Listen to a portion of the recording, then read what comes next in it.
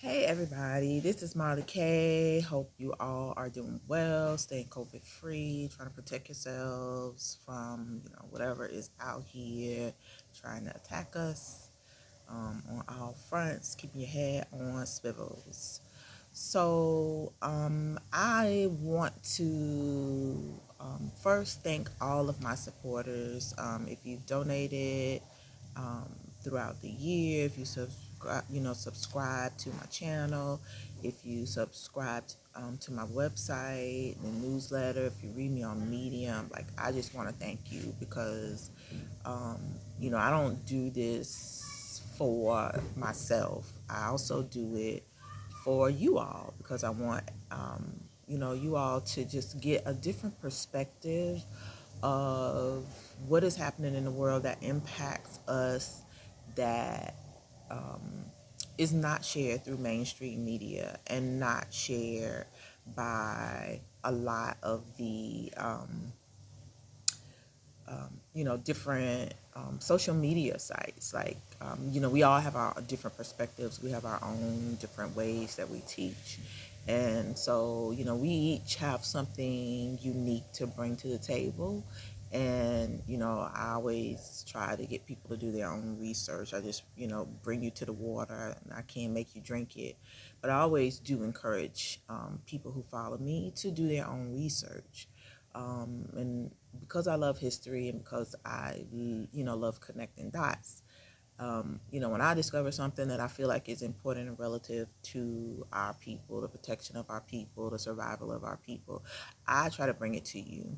And, if that helps you in any way, if you're enlightened, if you discover something new, if you found a way to protect yourselves, I'm I'm grateful because that's always my end game. I don't do this for clout.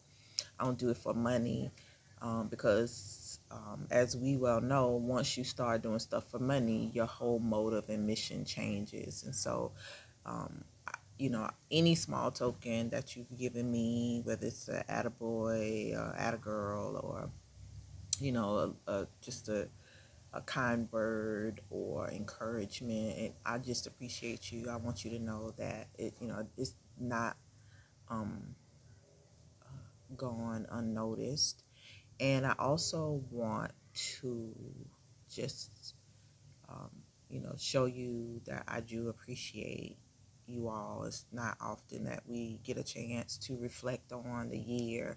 This year has been really challenging for me because, like, I've been just dealing with a lot of different things as far as social media is concerned, where I'm always dealing with trolls, so I get a lot of hate mail. So if you DM me and I don't DM you back right away, it's because I have so much. I get so many messages from trolls. I get a lot of hate mail, get a lot of vulgar stuff. So a lot of times I don't check it because it's just like gives me anxiety, I guess, so to speak. But I just want you to know that it's not intentional that I'm ignoring you. It's just that, when you talk about race and something that has the potential to shift the social hierarchy, people don't like that. So they tend to attack you. And I get attacked a lot, which, I'm for the most part, after a couple of years, I'm used to it. But sometimes it's just really stressful when you're dealing with other things that are going on in your personal life, just your everyday life with your regular work that you actually get paid for. So sometimes I don't um, I'm not always responsive, but I really do want to thank you all for what you do in the ways that you support what I do. So thank you, thank you, thank you. Um, I want to talk today a little bit just about some of the things that's happening. First, keep your eye on Florida. Florida is going to be ground zero for a lot of stuff. I have said this for a long time.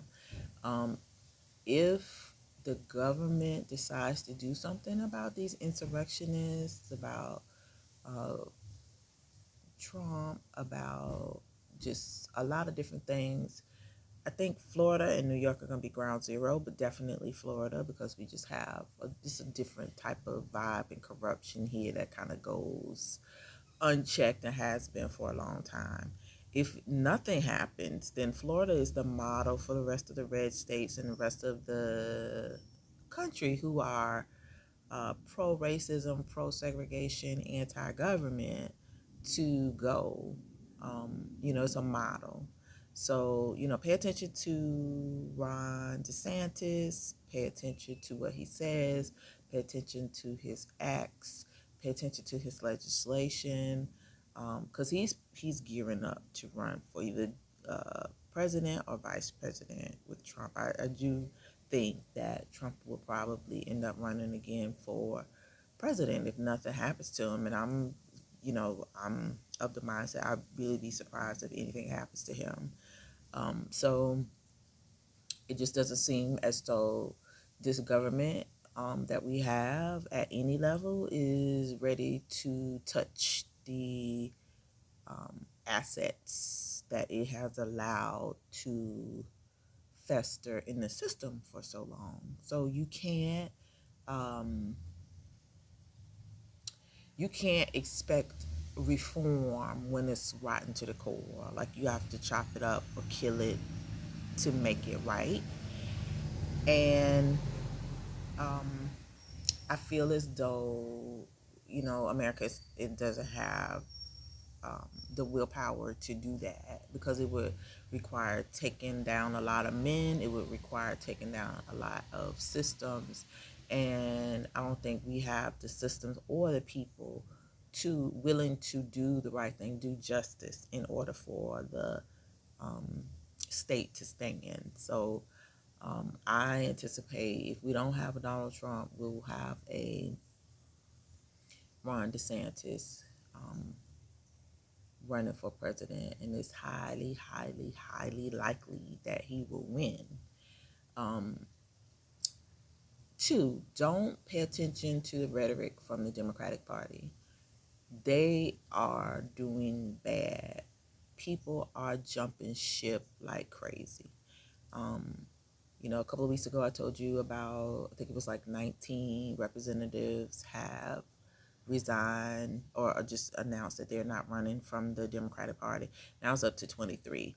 Like it is just 2021. Just imagine how many people are going to quit in 2022. And they're giving all these excuses. I want to spend more time with my family. They lying.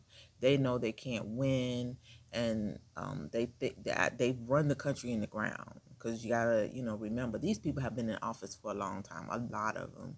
So all of a sudden now they just decided they want to go home and be with their families. No, the fuckers are leaving because the ship is sinking and they gonna let us drown too. They don't give a shit. So if you think this party is going to save you, they're not going to save you. They can't save themselves. So, pay attention to who's resigning. Keep an inventory of the number of people that are resigning and look at their records. How long have they been in office? What have they done? Who owns them? As far as visit Open Secrets, and I'll put that in the description for you. We start doing your research for these congressional candidates. See who gives them money. Take inventory of what's happening in your state, and keep an eye on how the districts have been redrawn, because some of them are like, oh, the district is better for me. Well, if it's better for you, then why aren't you running again? Because you know that the numbers, the math ain't math. And basically, what the Democratic Party doesn't want to say is like they don't have a ground game, especially not in red states. And like here in Florida, for the first time, Republicans have out-registered Democrats because Democrats don't have, one, a ground game. Number two, the Democrats have underestimated the um, the complexities of race, and they figure that all black and brown people are Democrats, with a small pocket that would be Republicans. And here in Florida, we have a huge Hispanic population, and they tend to be more conservative. And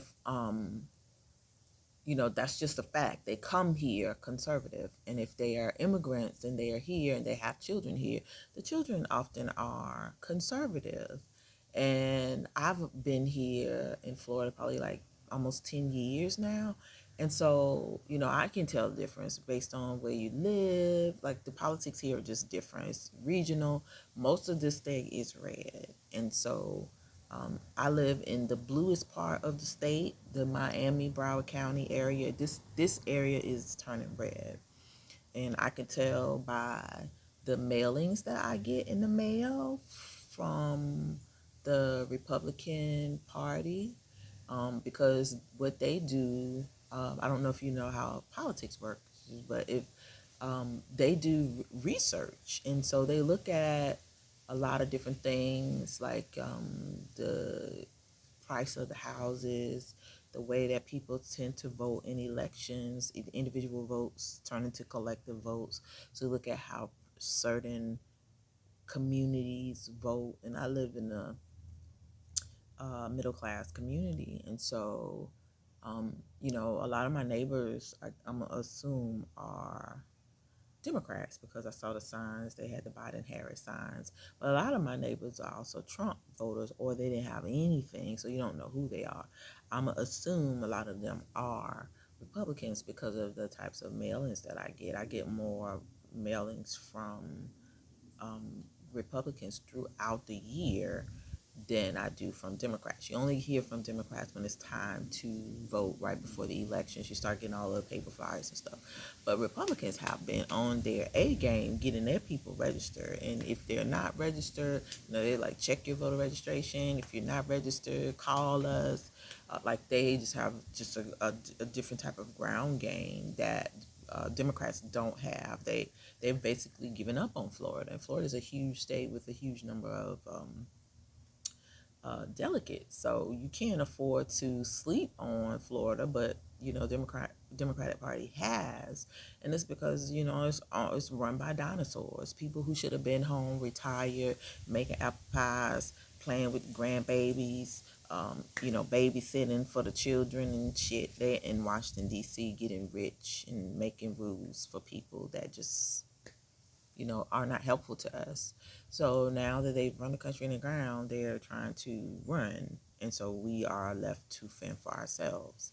And in the process of fending for yourself, you have to understand the dynamics of what's happening. And so, just pay attention to the red states, because the red states, like, we are going back to the end of Reconstruction era when it comes to politics and policies. And what you'll have to understand is what led to Reconstruction was the Civil War. And it's almost like the Civil War was never really done, like just not complete. And so these people are, in their minds, are living the Civil War all over again. And so, in order for you to survive what is about to come and understand what's about to come, you really need to like study your history of particularly the South, because the politics that you see today are very much Southern politics, even pre-Southern strategy politics. But Southern strategy politics is the word, the language and the targeting of people. But the reason that the politics, that type of politics even exist, is tied to the Civil Rights era, Reconstruction, and the end of the Civil Rights era and the ending of Reconstruction. So you need to understand that, so that it will help you know where we are headed. Um, Also, I don't know if you saw the news about the CDC was contacted by the CEO of Delta to have the CDC, or they suggested that the CDC um, change the quarantine time from 10 days to 5 days, because it impacts their bottom line. Like, people can't come back to work because they have to quarantine. Literally, people are becoming so, COVID is just such a problem now that so many people are getting sick because people have given up. And because we never really closed down and we don't quarantine, we don't have uniform mask mandate. So like the virus is just hopping from host to host to host to host, and it's we're just not gonna get rid of it. Because we don't have a uniform way from state to state, district, jurisdiction. Like we just don't have a uniform way of dealing with it, and so our numbers are going to be high, um, and basically the corporations how um,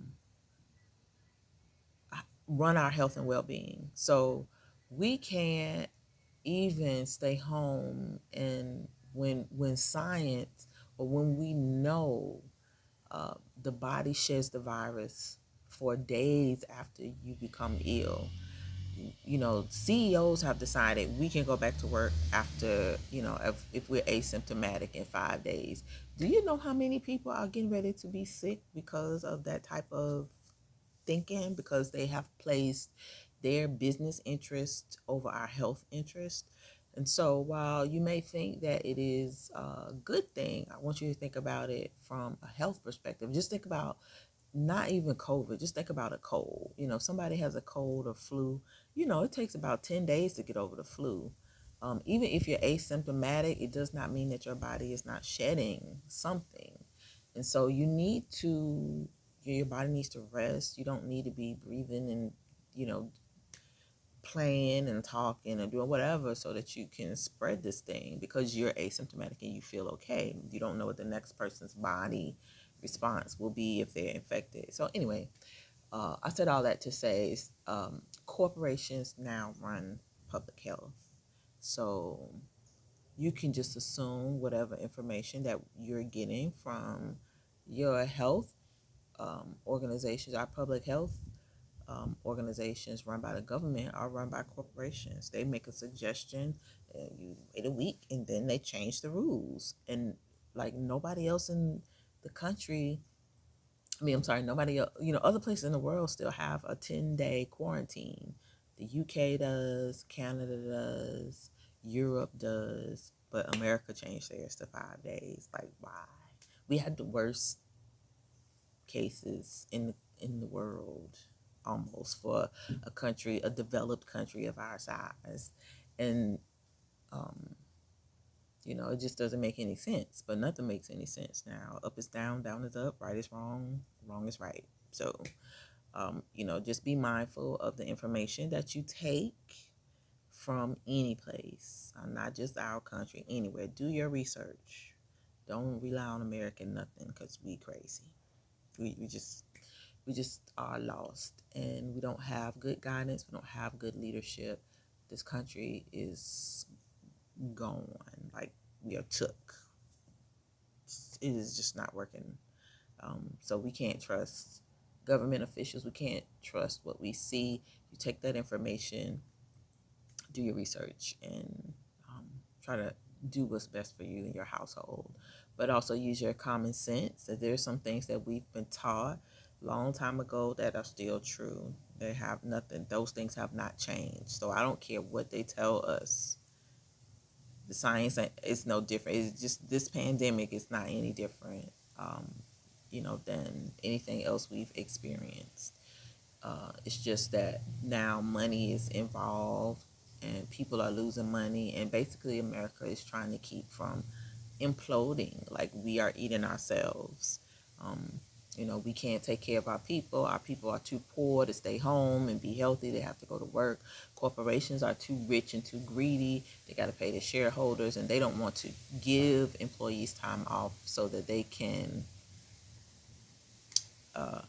rest and recuperate, or just close down completely, because our systems now are so interdependent upon each other. We can't have one thing shut down because it impacts like 7 other things. And so with that, we should be trying to try to do what you can to decouple yourself from as many things as possible, because what's going to happen is, like, the system is going to shut down anyway. Like, you can't beat nature. Like, being sick, that's nature. Even if we think this pandemic was stuff, something was put out there where it's mutated, whatever. It's in here, it's on the earth, it's all over the globe, everybody has it. You're not going to beat nature. And so we have to, be prepared for what happens, whether it means that people will be so sick that things have to shut down, like they've been canceling flights because so many people are sick. Um, uh, the tension of living 2 years in a pandemic, and people have been propagandized, people are angrier, people have less patience, people are ruder, people are more violent. I don't know if you've been seeing down here in Florida, but they wilding out, baby. Let me tell you, they fighting police and everything. So it's not gonna get any better. People are like tired, um, angry, and people just do not have, we don't have good leadership. And this, what you're witnessing, is symptomatic of a failed state. So if I don't know if you've seen the piece that I did about the criteria for a failed state, but if you look at governance and policing, those two things are key. Like, our police are corrupt. And again, look at Florida. Florida just had a piece that came out where the FBI had an informant, undercover for years, who basically infiltrated law enforcement at all levels, and they basically are corrupt, you know, infiltrated with Ku Klux Klan. And we have, if you live in the South, I've lived in the South all my life, so we know, we just know that. Like, if you have police, you can guarantee, if you got 3 police, at least one is racist and white supremacist. And which type of clan group he belongs to, or white supremacist group, it doesn't even matter. Just the point is that law enforcement has always been a part of the white supremacist system, because it sprung out of slave patrolling. So government and policing and controlling, people are all connected together. And so now, what you see is people tired of being abused by the government, because police are government public servants. And so, you can't take away one aspect of the government and say, oh, it's just police. No, police are government. So, whether it's federal, state, local, it's all the same thing. And so when you see that these different breakdowns, the breakdowns are, painting a bigger picture, is that, like, we have a huge problem. So you can't expect this to be fixed overnight, and you don't have anybody willing to fix the problem. So what's going to happen is we all just going to be collateral damage. A lot of us, those of us that are not paying attention. So, again, pay attention to what's happening in Florida, because what's happening in Florida is a prelude to what is going to happen, if it's not already happening, in your state, especially if you live in a red state. Last thing that I want to talk about is just how people are really concerned that Black people are waking up. And, I had a conversation, somebody tagged me in a conversation with K-Hive people about Kamala Harris and her Blackness. And I was like, I never said she wasn't Black. I just haven't. Somebody else said she was a white woman, and so they dragged me in it. So I've never talked about her Blackness. I always stick to, like I tell you, stick to the facts, stick to her record, stick to her politics. Race don't have nothing to do with it, but her politics is what makes her anti-Black. Her decision to be a prosecutor, a lifelong prosecutor in a system, even after her parents discouraged her, she still pursued that. I don't care about her color. Her politics and her policies and her career profession is what makes her anti-Black, and so that's my stance. anything that hurts us, you can't consider yourself an ally. I don't care if you're a black police officer. I don't, that's just my 2 cents. It's hard to say you're good when you are a part of a system that is rotten to its core. And so, I know people are like, oh, it's just a job. You know, it's like people who serve in the military. You serve in the military. Yeah, you serve in the military and you're preparing to go to war at all times.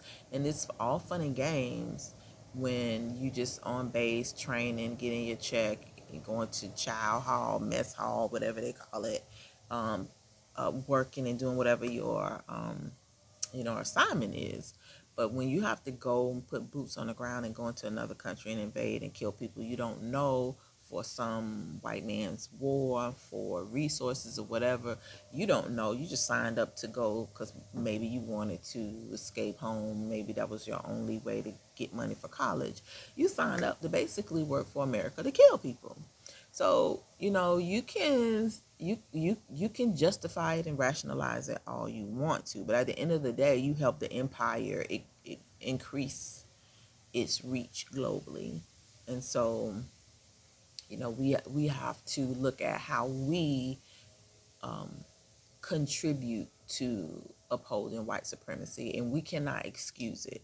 We can say, yeah, I left and I did, you know, my time, and just be human about it. And it's okay to say, I regret I did it because I did xxx thing. Don't try to rationalize working for systems and institutions that harm our people, because that's like white people justifying racism. Like, it's the equivalent of that, justifying um, having privilege. And well, I was poor too. Yeah, you was poor and you were white. So at any time you got privileges I didn't get. I was racist, but now I'm reformed. Um, did you go back and fix what you broke? No, you just want us to forget about it. That's not, we have to start being conscious of the ways that we do and the ways that we have contributed to upholding white supremacy. And we have to also make amends for things. We just can't act like we are always victims, because we've also helped this system directly and indirectly stay afloat. And I've always tried to make conscious decisions about doing that. And when I see that I'm getting into a situation where I'm compromised, I try to back away or quit doing that type of work, because I don't ever want to be in a position where I have to justify, um, what I did. And I'll give you a perfect example. I worked in the criminal justice system as an advocate. And as an advocate, my job was to work with victims of crime, in particular children and people who were sexually abused, raped, sexually assaulted, molested, men, women, and children. And I found that after I got into that system, that it was corrupt. I didn't know it at the time, but I found that the system was rigged, and it was rigged in a way that victims rarely ever get justice. Children would be sexually molested. They tell their parent would come to me, and then we would help them prepare a case, maybe the police do investigation. Everybody would do what they were supposed to do, get this evidence, make this child do these forensic interviews, take this case to the prosecutor, and the prosecutor would say, well, the jury is not going to believe a child. Do you have more evidence? If a child says they were touched inappropriately, well, you can't get proof of a touch, so I can't bring this charge forward to the jury because it's so hard to believe. And the children often say the wrong things. They don't know the right names of the body's anatomy that was touched inappropriately, just all kinds of bullshit. So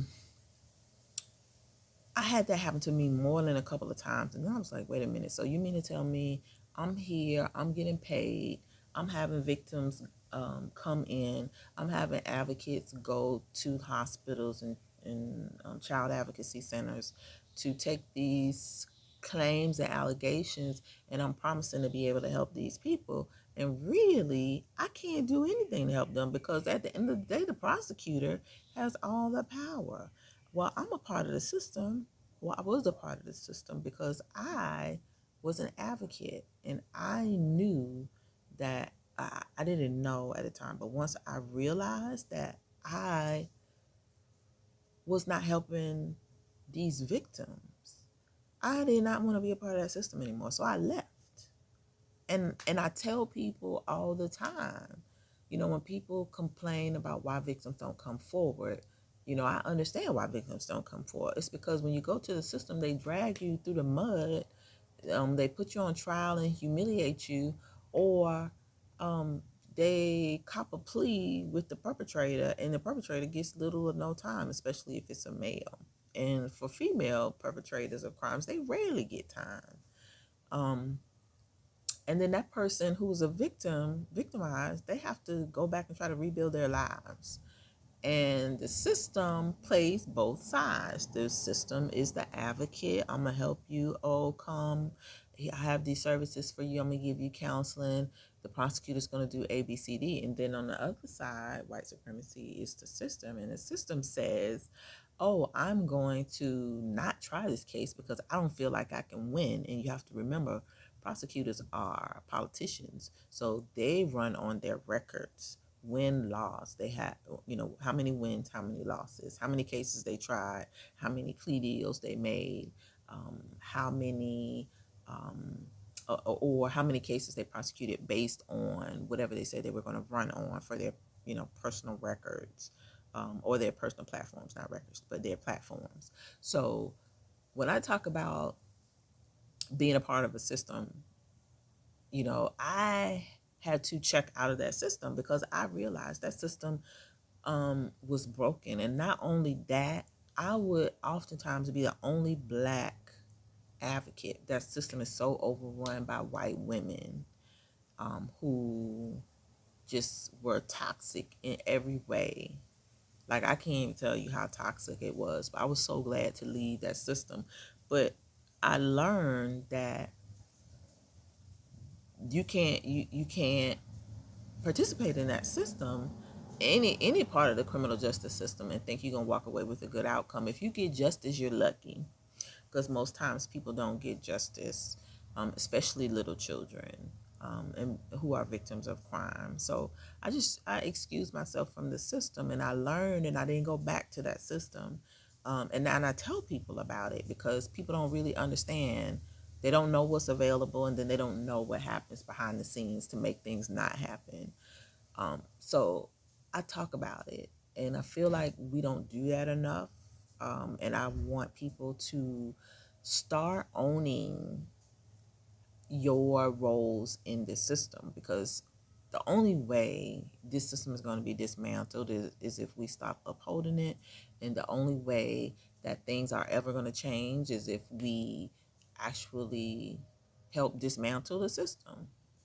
You can't be a part of the system and claim to be a solution. We have to walk away. You got that good job that it's a government job, and you shitting on people and stuff, and you need to find you another job. Do something, but you should not be part of the system. And then when you leave that system, you need to tell people, hey, this system is broken, and explain why. Because at the end of the day, all these systems play a role in how we relate to each other and how we are able to live. Like, a lot of times we are not safe, and we help the system not protect us. So as we go into 2022, I want us to have a more awareness of how these systems work. I want us to understand that nobody is coming to save us. You are going to be responsible for yourself. So you should be building your tribe. You should be, getting your peacekeepers and peacemakers and power tools. Making sure that you have what you need for, you know, power outages, internet outages, um, gas shortages, food shortages, everything. You need to be prepared for anything. You need to prepare your house like you're going to live in a disaster, like a hurricane that's coming. I don't care if you live in Idaho or Oklahoma. You should be prepared for everything because we don't know what is coming. And I don't want us to be unprepared. I don't want us to be caught off guard. And last thing I want to talk about, I know I said last thing, but I do have one more thing. I know I don't know if you realize that Florida's trying to get their own National Guard or their own like little mini military. I don't know where the money's coming from, but they're trying.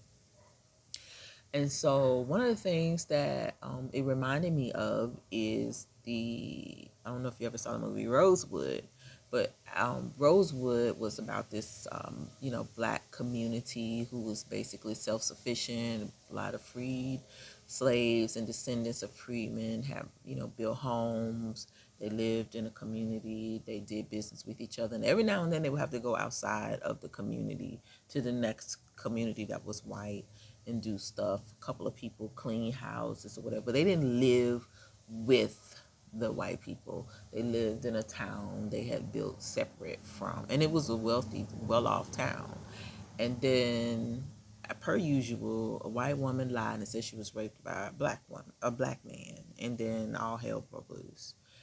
And so, one of the things I like about that movie is it shows the complexities of black and white relationships, and it showed towards the end how the white people will tolerate you until somebody screams whatever lie, and then they all get on code.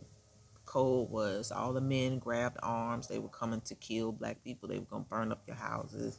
They were going to destroy your businesses. Their goal and intention every time is to kill and destroy. And they killed people. They destroyed people. Even the woman who was sleeping with the white store owner, she was all fun and games. The guy was married, had a family. He had the black lady working in there. They were having sex.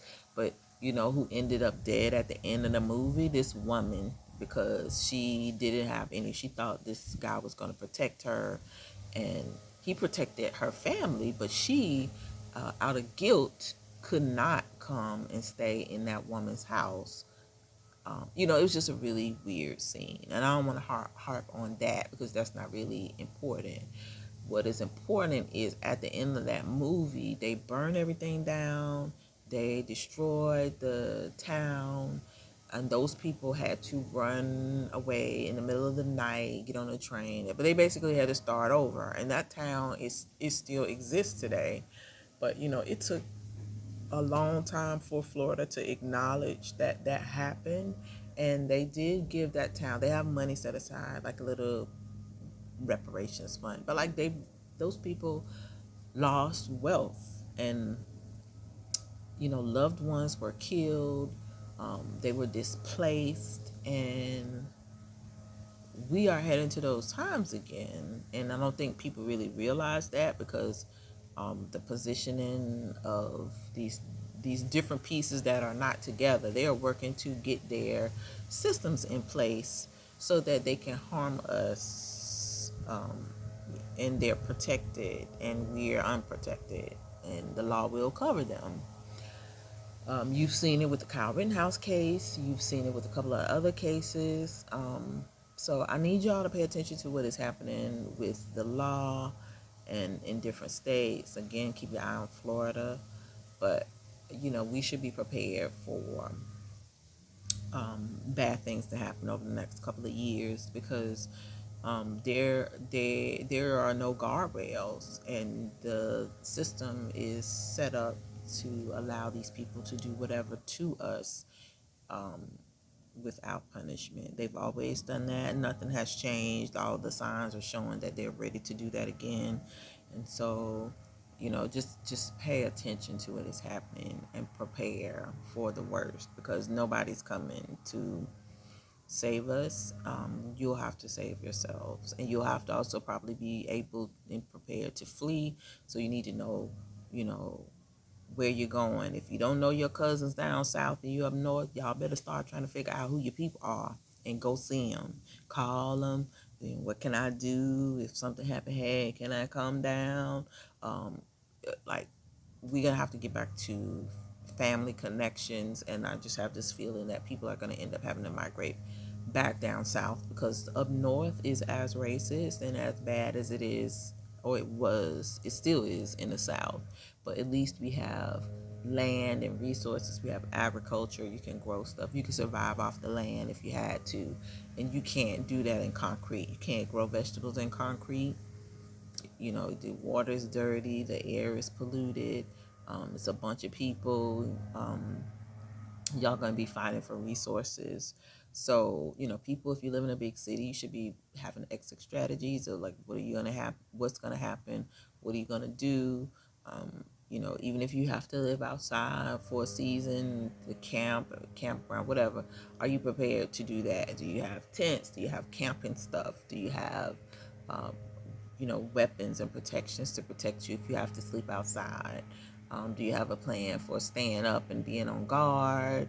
Like, what is your plan? Like, have plans for everything because, honey, we live in a failed state. And when you live in a failed state,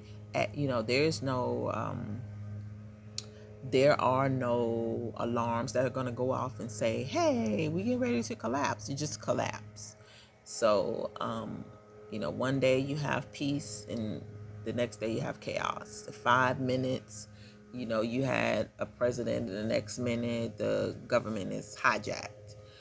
So just be prepared for whatever is coming, because we don't really have any control over anything. We're going to be collateral damage. And so, I can't stress it enough. I keep saying it every time. Get your food, get your batteries, get your fuel. If you have extra money, it comes that time is coming. You may consider buying generators.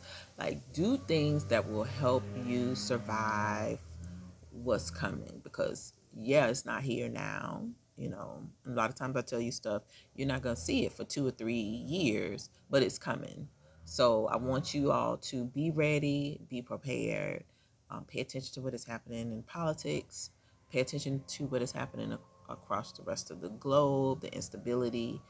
Pay attention to the anti-blackness and the disrespect by the Democratic Party, because they are being uber disrespectful to us, and I don't know why, but I'm just assuming like this is the last phase of the transition so that they can usher in their new grandfathers and give them power, hoping that they are going to save them, but they're not going to save them because they are more conservative and anti-black, and so they don't want to be in the tent with us.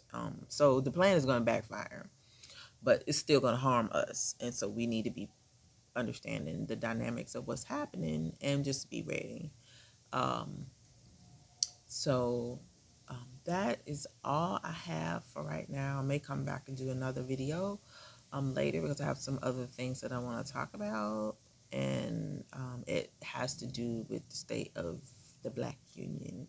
So thank you all so much for watching this video, staying all the way through.